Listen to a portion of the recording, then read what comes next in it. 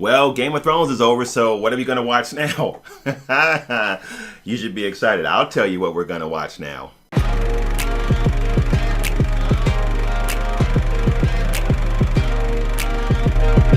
So the first thing I have to do, you guys, is start out by saying, don't forget, tomorrow we are going live Eastern Standard Time, 9 o'clock. You guys, cannot wait to see you there. If you are new here, by the way, welcome to you. This is Dark Side Reviews, home of the best community on YouTube. And if you love action, adventure, sci-fi, or fantasy, we cover that all the time. As a matter of fact, it's all we cover on the channel. So if that's your thing, you guys are welcome to join the community. We would love to have you. Now, let's keep going because we're talking about The Witcher today, and I'm excited.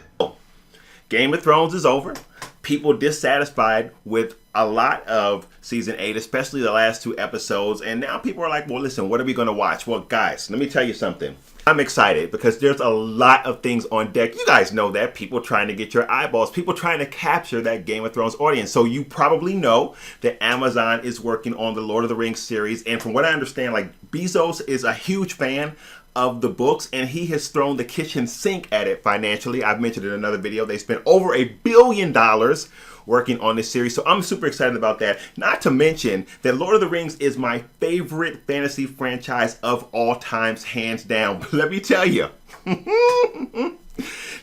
what I'm really excited about, and it's not that series. It is the Witcher series that Netflix is working on. Man, oh man.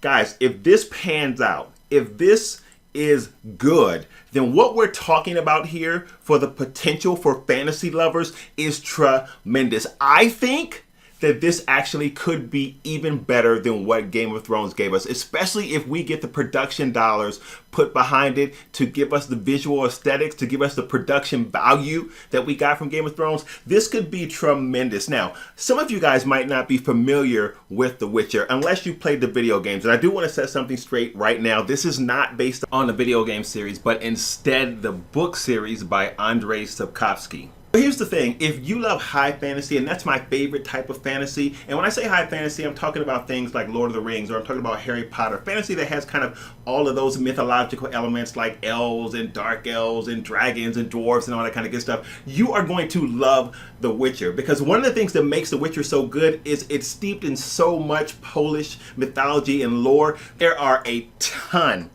of mythological and lore-based creatures within The Witcher. I mean, a ton. So what's exciting about that is it gives the show an opportunity to really display all of those different really interesting elements and creatures that we've gotten to interact with from the books, and now to see those put on screen is really, really exciting. And what's also super exciting about the Witcher series are the characters. They are multi-dimensional, they're well fleshed out, and they are very interesting. So bringing those characters from the source material to actually a live adaptation is super exciting for me, because I can't wait to see how they execute it. Because again, this is another thing that if they get right, you want to talk about a story that's intriguing just from the characters that we have within the story. They're all interesting.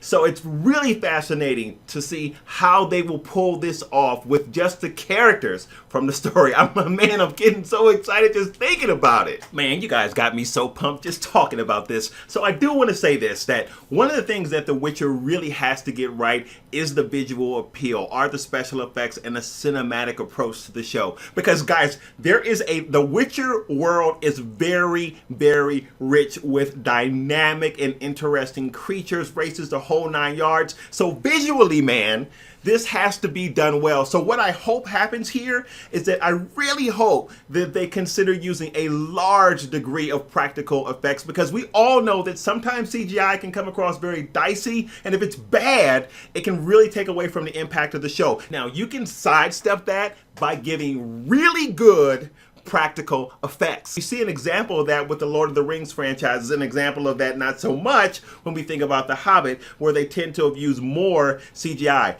Do as much practical effects as you can, and then use CGI where it's needed. Like, for example, we know that the dragons in Game of Thrones were CGI, and they were fantastic. So we know that we can get solid CGI.